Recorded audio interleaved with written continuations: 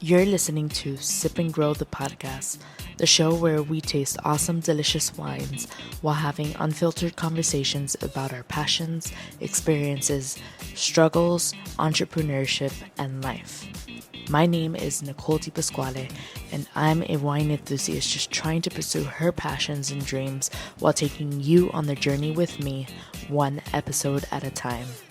My ultimate goal is to not only bring you wine knowledge and value, but also inspire you to enjoy your process and journey in pursuing your passions and dreams. Because guess what? The person you become while enduring the process is more important. So sit back, grab a glass, and let's sip and grow together.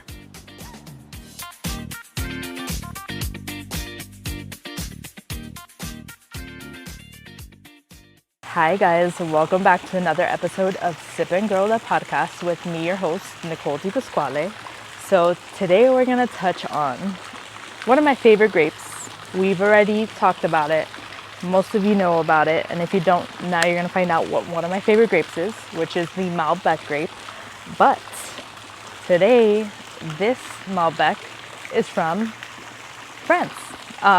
So if you didn't know, the Malbec grape is actually like the origin or the original birthplace of Malbec is in France, in the south, like in the western part of France. It's like southwestern. Yeah, it's a southwest part of France. And it's this town on the Lot River called Cahors. So it's spelled Cahors.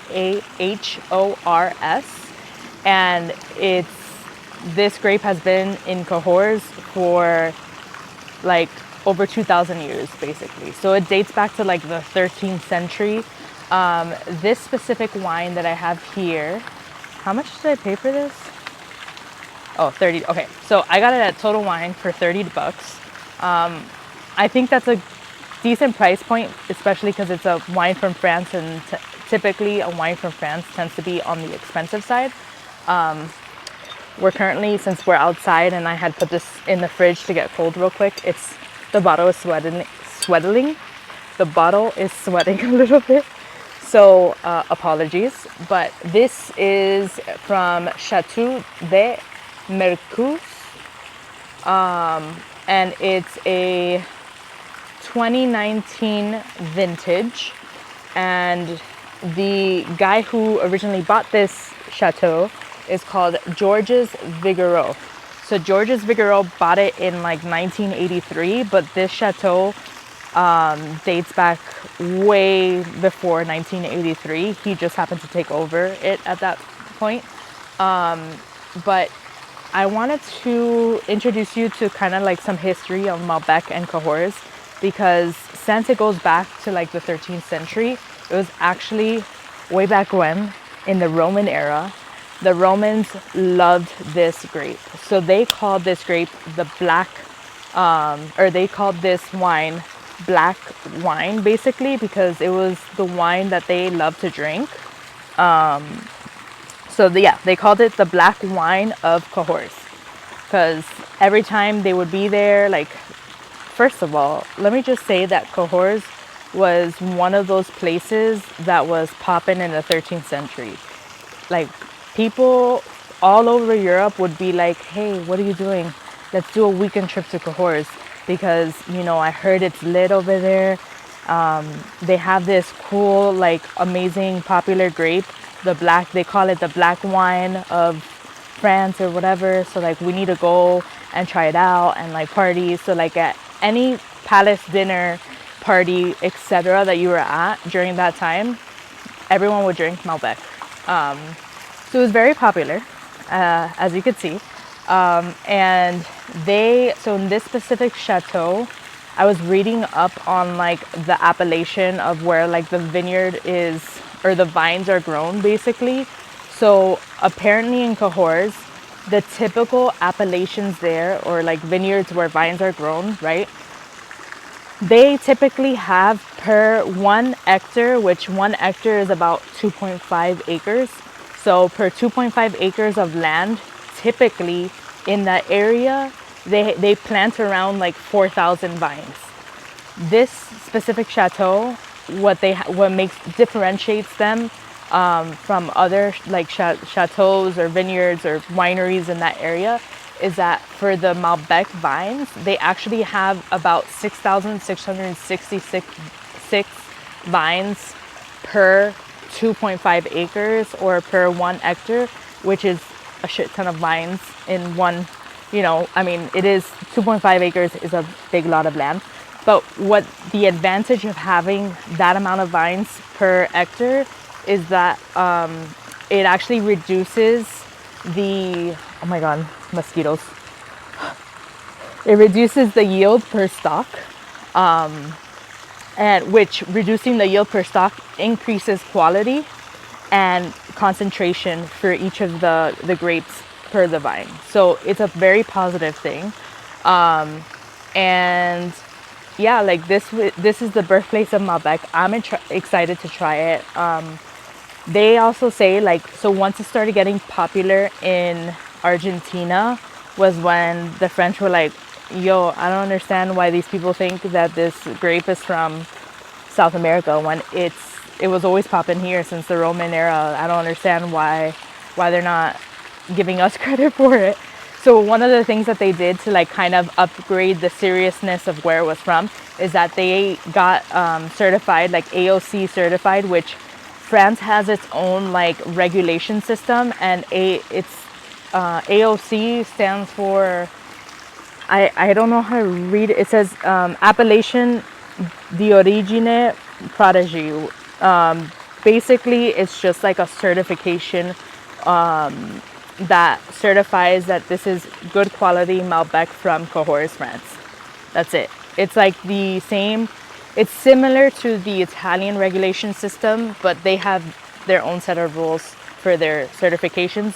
But I believe the French did this in like the 70s. So it was like way after when they started seeing competition with, I don't know if it was because they saw competition with Mendoza, Argentina, but the thing about Mendoza and Cahors, like what they have in common is that they have high altitude appellations or high altitude lands, which are great for the Malbec grape because it maintains the freshness and acidity of the grape, which in turn will produce really, really nice wine, or AKA really, really nice Malbec, which I'm a fan of. So with that said, let's go ahead and try this $30 French Malbec from Cahors. Oh my gosh, this is my favorite way to take off these papelitos, but it looks like this one doesn't want to come off that way. So therefore we got to do it another way, which this is not the proper way to do it. Just don't mind me. I'm just a girl trying to open a bottle of wine. But I thought it was, I don't know, like, it's funny because when I worked my wine harvest, one of the first things my winemaker had told me was like, oh, you know that Malbec, because whatever, he found out I was Argentinian. He found out that Malbec was one of my favorite grapes, and he's like, oh, well, you know, shout out to Keith, if you ever listen to this, shout out to you. You know that Malbec is actually originally French. And I was like, at that time I didn't know, so I was like, oh really? Are you sure? And I was like, and then he told me, I was like, oh cool, like I didn't know that. And then he wanted to tell me that like in one of his previous wineries that he worked at, he had made a Malbec, and at that time I believe he was working with an Argentinian winemaker in Napa Valley, and he secretly had like fermented like a batch of Malbec on the side to see how it would come out. And then when it came out good, because he wanted to make sure that it was like decent before he went to an Argentinian to try Malbec, he was like, oh, by the way, with these extra grapes I made a Malbec. And supposedly the guy was like, wow, like he was impressed because it was actually really good Malbec. So that was funny. All right, let's go ahead and pour this up and see what the French are all about when it comes to Malbec. So Another thing too that I read is like, which I find interesting, but typically French Malbecs are blends.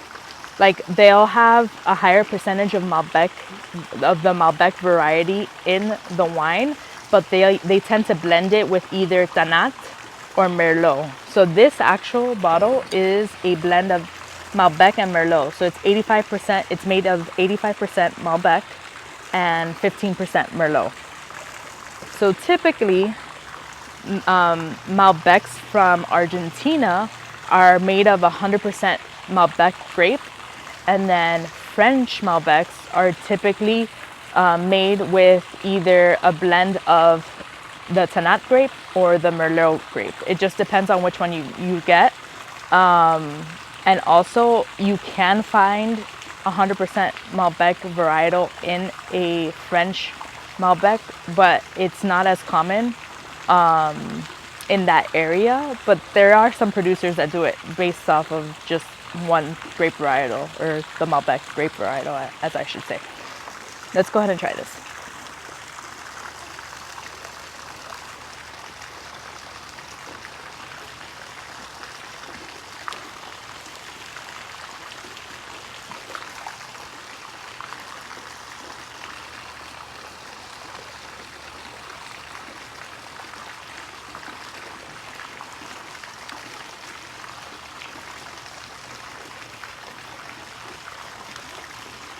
So immediately, for sure, like dark fruit notes, like a dark plum, dark cherry, even like blackberry in there. But it's not, it's so funny because I am pretty sure like 9.9 times out of 10, if you give me a Malbec from France or a Malbec from Argentina, I can tell which one's which. Because for me, and a lot of people might not agree, but for me, French wines always have like this similar, I don't know how to explain it, this similar taste to it, where it's kind of like almost like the tannins are so present and strong that it almost like leaves your palate like dry in a way.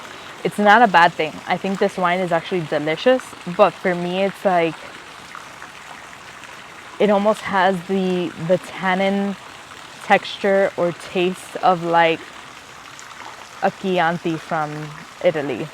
I don't know if anyone can resonate with that, but like that's the way I view it. And I think it's because of like the heavy, like maybe because they age it in the oak a little bit longer. I don't know. Or maybe they leave the skin soaking a little bit longer, so then all the tannins that they extract from like the seeds, the must, the skins are like just very present. But for me, it's like typically what they say is like a Malbec from Argentina tends to be more on the jammier side of things.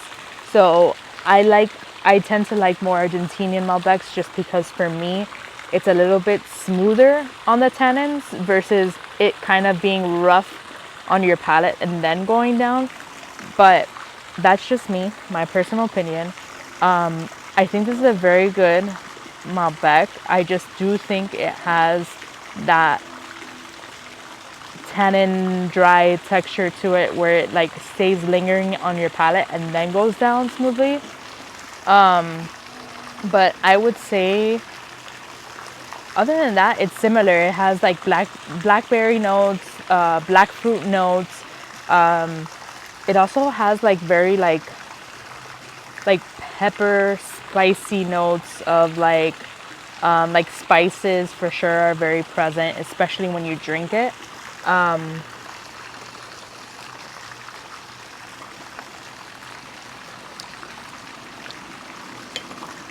Yeah, and I would say this is like almost, it's a medium to almost full-bodied Malbec, which is crazy. Well, it's not crazy, but it's a little bit on the heavier side. But I think overall for the price point of it, it's $30 from France. My rating on this would probably be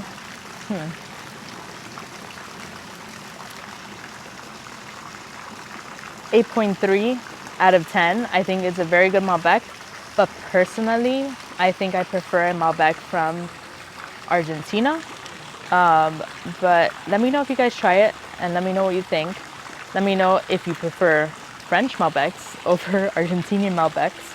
I'm curious to know. And if you have another French Malbec that you think is like the best one you have to try, let me know, because this was the only one available in Total Wine. And I was like, now is the time for me to try a Malbec from France, because it's now or never. No, I'm just kidding. Not now or never, but I was really curious to try it, and we did. We liked it, and yeah, it's not bad. It's not bad. I would go ahead and, if you're curious about it, go to Total Wine. I'll link it in the show notes. But let me know what you think. Anyways, I hope you've enjoyed this episode, and I will see you all on the next one, and I will definitely finish this bottle of wine. Cheers.